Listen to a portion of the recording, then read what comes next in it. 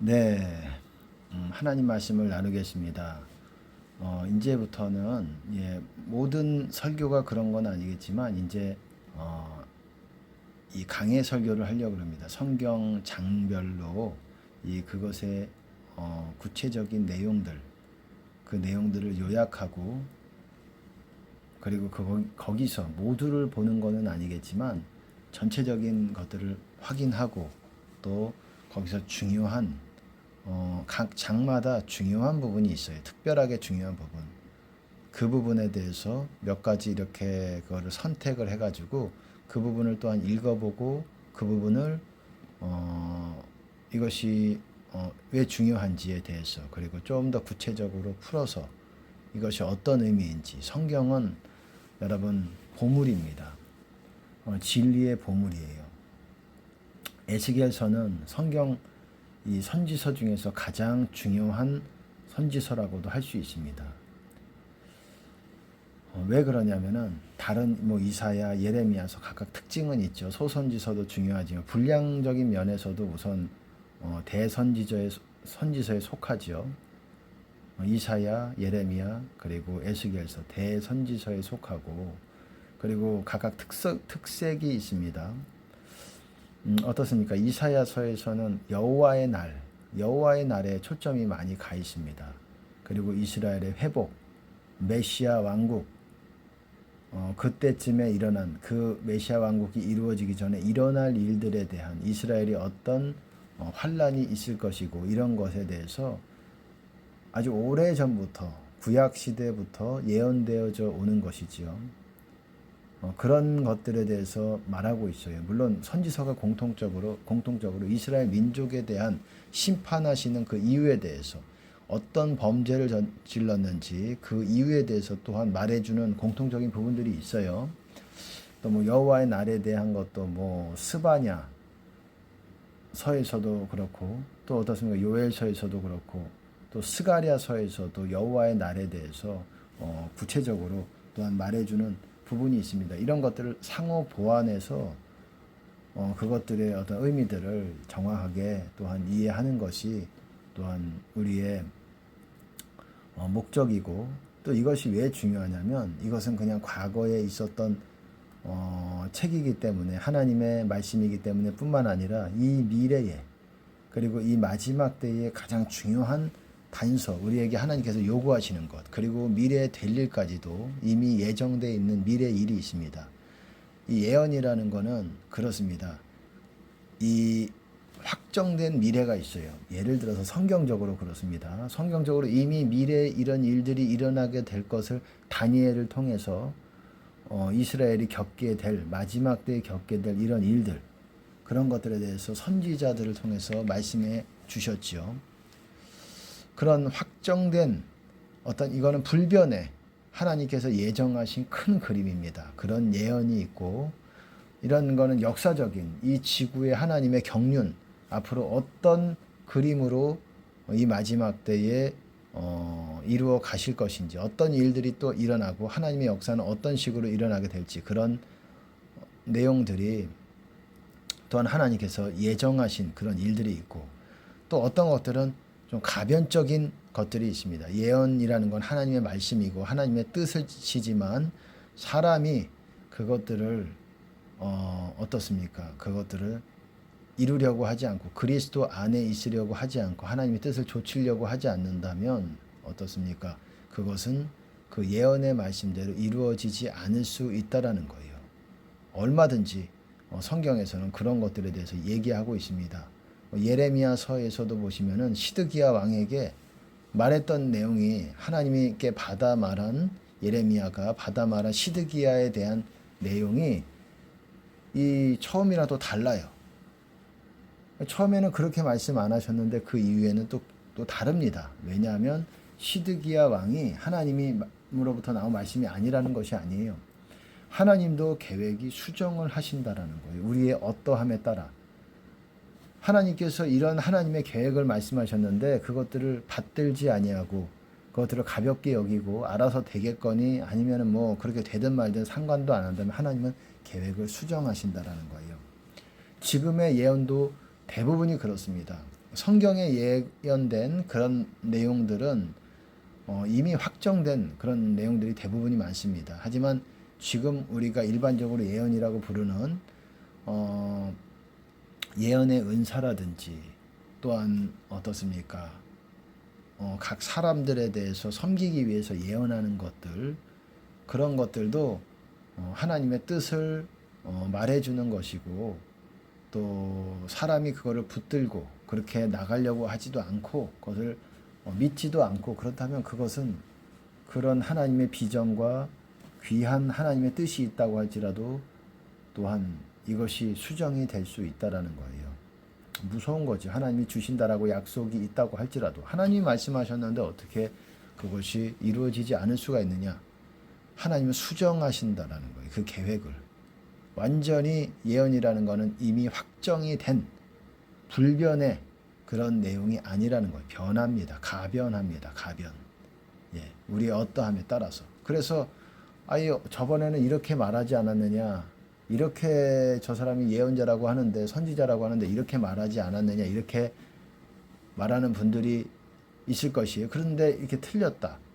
틀린 게 아니라, 그러니까 거짓 선지자는 이렇게 보셔야 되는 문제가 아니라, 성경에서 말하는 거짓 선지자는 예언을 틀렸다고, 단순히 예언이 다르다고, 그런 부분이 아니에요. 이 성경에서 말하는 거짓 선지자는 이 변질된 사람을 말하는 것입니다. 마태복음에서도 나옵니다. 변질된, 열매가 변질된 사람을 말하는 것입니다. 여기서 자세하게 말씀을 드리긴 어렵지만 예언은 틀릴 수가 있어요. 그 하나님으로부터 나왔다고 할지라도 틀릴 수가 있습니다. 많이 그럴 수가 있어요. 왜? 여러분이 바뀌기 때문에, 여러분이 그것을 붙들지 아니하고 하나님께 합당하지 않으면 수정될 수 있다라는 거예요. 어쨌든 이사야, 대선지서에서도 이사야서가 있고, 그리고 예레미야서는 예레미야서 나름대로 아주 사람의 범죄에 대해서 좀 디테일하게 말하고 있는 부분들이 있습니다. 예레미야서에서도 아주 중요한 또한 내용들이 있고, 이사야서에서는 이사야서의 특징이 있고, 에스겔서도 어떻습니까? 특징이 있습니다. 각각 약간의 특징이 있어요. 하지만 에스겔서가 가장 중요하다고 하나님께서 알려주셨고, 그 이유는 이것은 구체적인 어떤 구원에 대해서 설명하는 부분이 있기 때문에 그렇습니다. 예를 들어서 3장, 18장, 33장 이런 경우는 파수꾼의 비유, 그리고 의인이 범죄하는 날에는 그 사람이 구원받지 못할 것이다라는 사람이 알 법, 우리가 듣기도 했지만 하나님의 관점으로 보실 때는 이런 중요한 하나님의 날, 이런 것에 대한 것도, 그리고 심판의 메시지도 중요하지만 구원에 대해서 우리가 착각하고 있는 거 뭐냐? 범죄해도 천국 갈 수 있다라고 생각하는 그거. 해결하는 게 뭡니까? 모든 범죄에서 턴 어웨이 하는 거예요. 턴 어웨이 프롬. 거기서부터 돌아서는 것입니다. 돌아서는 것. 악한 마음과 악한 길에서 돌아서는 것. 모든 예수님의 계명, 거기서 벗어나는 것들을 안 짓도록 결단하는 것, 돌아서는 것. 돌아선다라는 게 참 중요해요. 우리가 지금 당장 안 짓는다고 해도 하나님이 돌아선 걸로 보시는지, 거기에 대해서는 우리가 우리 자신을 좀 더 살펴야 되는 부분이 있습니다. 그런 구체적인 구원에 대한 설명을 하는 부분이 여러분 이 신약에서도 좀 찾아보기 어려운데 에스겔서에서는 그런 것들에 대해서 많이 말하고 있다라는 거예요. 그리고 에스겔서의 특징이 에스겔서 1장에서도 있고 하나님의 영광에 대해서 중요하게 또한 보여주고 있는 게 있다라는 거예요. 그 중에서 1장인데 어쨌든 에스겔서 1장부터 장별 강해 설교를 이제 들어갑니다. 그리고 거기에 내용뿐만 아니라 거기에 또한 선택적으로 우리가 볼 거예요. 모든 내용들을 보는 건 아니겠고 선택적으로 이것은 꼭 필요하다. 이거 하나만 이 장에서는 건져가도 반드시 건져가야 되는 부분들이 있어요. 어쨌든 에스겔서 1장은 어떻습니까? 1장 1절을 읽어보면 제30년 4월 5일에 제30년이라는 거는 에스겔의 나이예요. 30년. 30살에 내가 그발 강가에서 사로잡힌 자 중에 있더니, 그발 강가에서 이제 바벨론 갈대아 땅입니다. 지금의 이란에 위치한 땅이라고도 할 수 있어요. 이란 지금 문제가 많이 있죠. 지금 전쟁 중에 있지만 전쟁이 확전되지 않기를 우리가 기도해야 될 줄로 압니다. 그리고 자중에 있더니 하늘이 열리며 하나님의 이상을 내게 보이시니, 에스겔이 여기서 30살 4월 5일이 뭐 이때의 유대력이랑은 좀 다르겠지만은 4월 5일은 뭐 식목일 있죠. 어쨌든 우리나라 유대력이랑 또 다르겠지만은 나이 30살에 에스겔은 놀라운 체험을 하게 됩니다. 하늘이 열리면 하나님의 이상이 내게 보이시니 여호야긴 왕의 사로잡힌 지 5년 그달 5일이라. 갈대아 땅 그발 강가에서 여호와의 말씀이 부시의 아들 제사장 나 에스겔에게 특별히 임하고 여호와의 권능이 내 위에 있느니라. 여호와의 권능, 하나님의 영광, 하나님의 임재를 경험하게 됩니다. 30살에. 그런데 하나님의 영광, 권능, 하나님의 말씀이 또한 임하는 거는 이제 어디서부터입니까? 2장부터 좀 구체적으로 나오는데 1장에서는 하나님의 영광을 보는 거예요. 어떤 보좌가 보였어요. 보좌가 보이는데 그 보좌에 사람과 같은 분이 앉아 계신다라는 거예요. 이분은 하나님 아버지라고 볼 수가 있습니다. 하나님 아버지께서 거기에 이제 궁창 같은 거라고 얘기했습니다. 그 밑에는 네 생물이 있다라고 얘기했어요. 근데 네 생물이 누구냐? 이제 10장에서도 유사하게 또한 이런 내용들이 나옵니다. 1장과 10장이 마치 데칼코마니 같이 이렇게 비슷한 내용을 하고 있는데 10장은 뭐냐면 이제 하나님의 영광이 떠나는 거예요. 떠나는 것. 하나님의 영광이 떠나는 것을 보여주고 있고 10장에서 봐도 비슷한 내용이 나오는데 이 네 생물을 쉐루빔 뭐라고 말합니까? 그리고 그룹이라고 이렇게 말하고 있어요. 그리고 하나님의 영광이 떠난다라는 거예요. 하나님의 영광이 떠나는 거. 하나님은 우리가 가증한 일들을 하면 하나님을 떠나게 한다라고 말하고 있어요. 뭐 하나만 한 번 했다고 뭐 그러지는 않겠지만 우리가 계속 하나님께 합당하지 않는다면 하나님은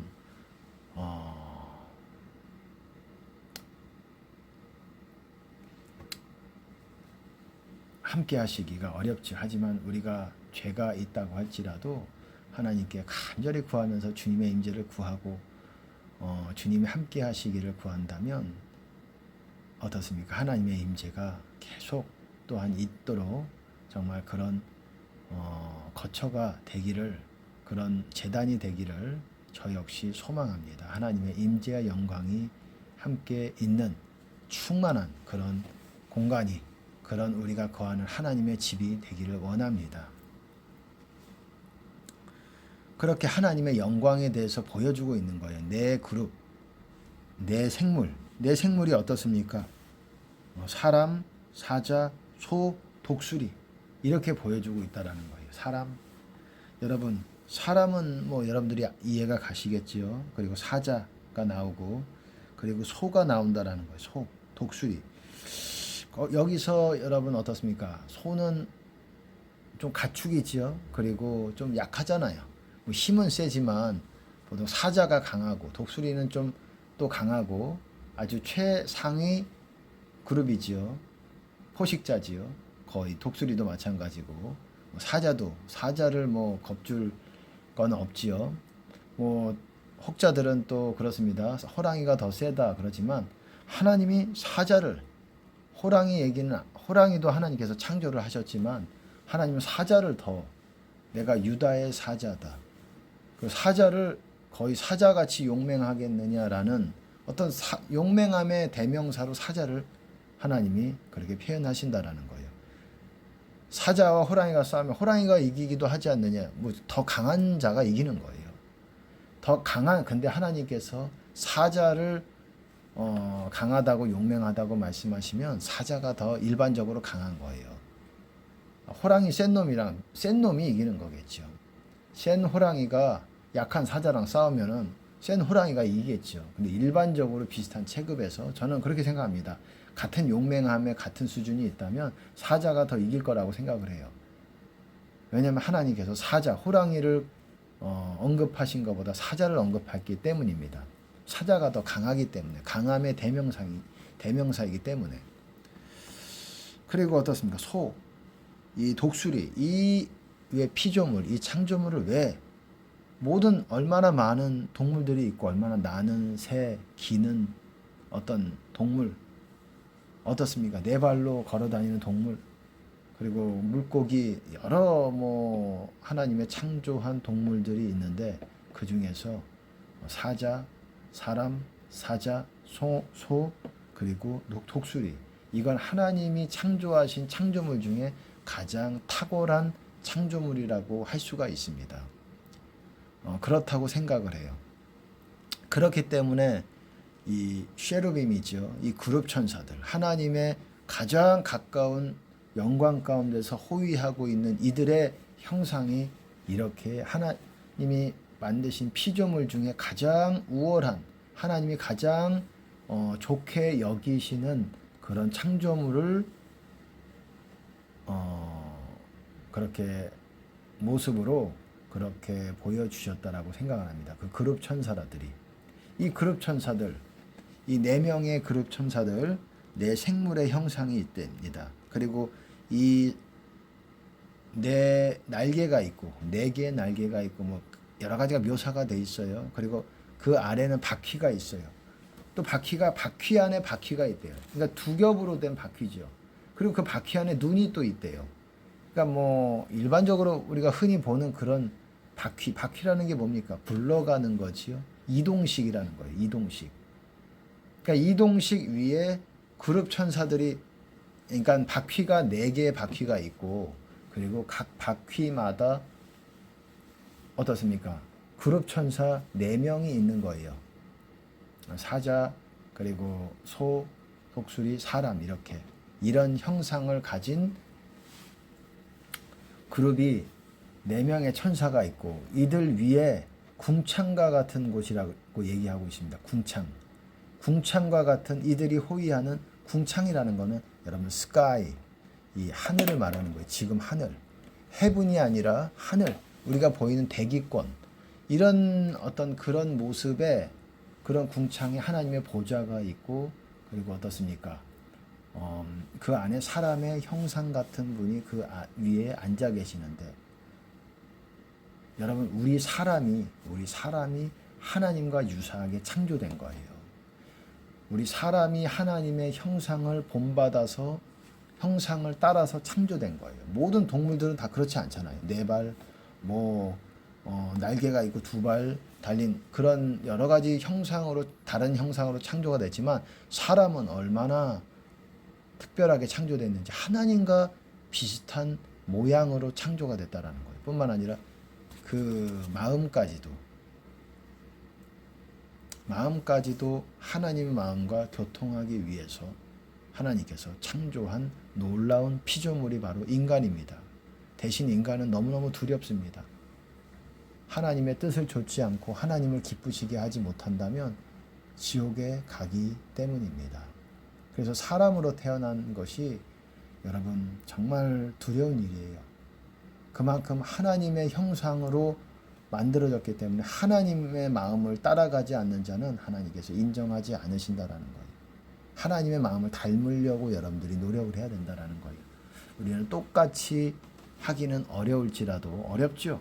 하나님이 인간이랑, 인생들이랑 비슷하시겠습니까? 우리 인생이 따라갈 수 없는 놀라운 성품을 가지신, 아름다운 성품을 가지신, 노하기를 더디하시고 인자하고 자비롭고 노하기를 더디하시는 공의로우시는 완벽하게 의로우시는 하나님이신데 우리가 어떻게 하나님을 따라가기가 쉽지 않지만 따라가려고 하는 사람들을 하나님께서는 구원하신다라는 거예요. 그 마음을 따라야 된다라는 거예요. 여러분 어떻습니까? 어쨌든 이 네 가지 하나님께서 창조물 중에서 가장 탁월한 창조물이기 때문에 이 네 가지 형상으로 네 그룹이 창조가 되었다라는 것이에요. 네 그룹도 창조물 아니겠습니까? 이건 영적인 존재겠죠. 여러분 겉을 만드신 이가 속을 만들지 아니하셨겠느냐. 누가복음에 그런 말씀이 있죠. 여러분 겉의 세상 지금 우리가 눈으로 이 비지블 이렇게 눈으로 확인이 되는 이런 공간들이 있고 그리고 내면에 보이지 않는 우리가 죽어서 볼 수 있는 또한 영의 눈이 본 사람들 열린 사람들은 하나님께서 열어주시기도 하겠지만 그런 경우는 많지 않죠. 소수의 사람들에게 하나님께서 그런 것들을 열어주시지만 그런 영의 세계라는 곳이 있다라는 거예요. 하늘도 어떻습니까? 첫째 하늘, 둘째 하늘, 셋째 하늘이 있다라는 거예요. 첫째 하늘이 뭡니까? 이런 스카이, 궁창이라는 거예요. 우리 눈에 대기권 같이 보이는 이거를 궁창이 보통 사람들이 하늘 그러죠. 둘째 하늘이 뭡니까? 이 천사와 이 마귀들이 공존하면서 전쟁이 일어나는 공중권세 잡은 자들이 있어요. 그리고 천사들이 내려와서 그 권세들을 하나님의 뜻에 따라 마귀 공중권세 잡은 마귀들을 파괴하고 공격해서 이기는 전쟁이 일어납니다. 셋째 하늘은 가장 높은 곳으로서 지극히 높은 곳으로서 하나님의 보좌가 있는 하나님의 나라가 있는 거예요. 이 마지막 날에는 그 하나님의 나라가 내려오는 것입니다. 내려오는 거예요. 하나님의 나라가 이 땅 가운데로 내려오는 것입니다.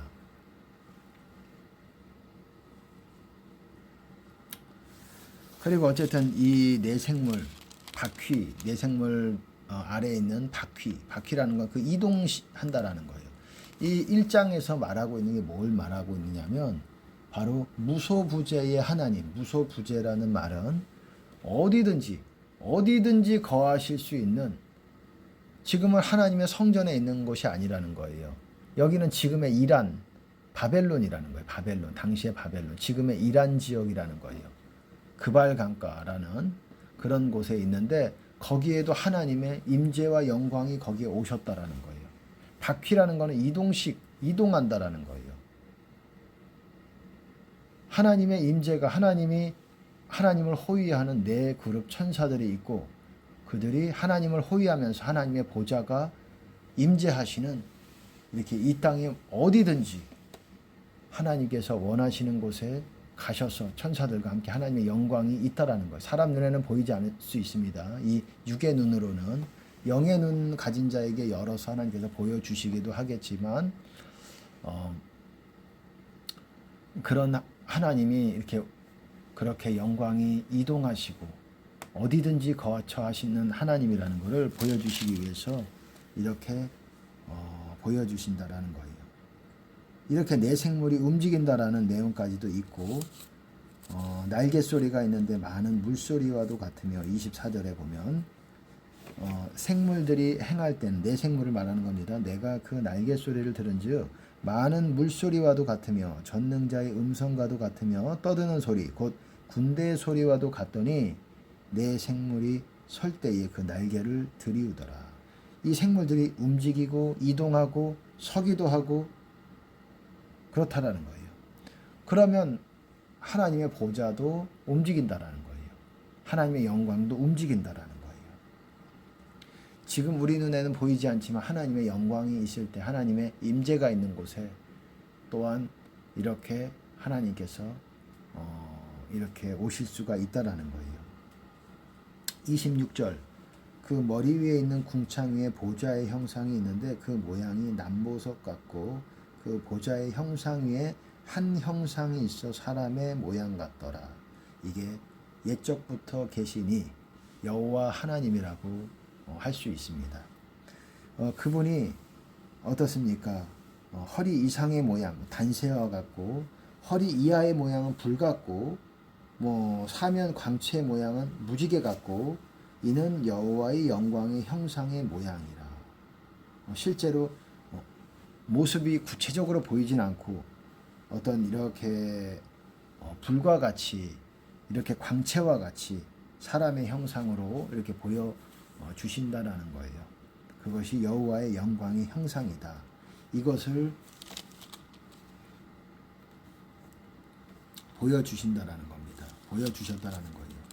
1장에서는 이렇게 하나님의 형상과 하나님의 영광이 하나님의 보좌와 영광이 보여지고 그 다음에 2장 1절에서는 이제 그가 내게 이르시되 인자야 일어서라 내가 내게 말하리라. 이런 하나님의 영광 가운데 보좌에서 하나님의 음성이 들리면서 일어서라 내가 내게 말하리라. 이제 말씀하시는 내용들이 또한 나옵니다. 어떤 말씀을 하시는지 이제 2장에서 보시면 될 것 같습니다.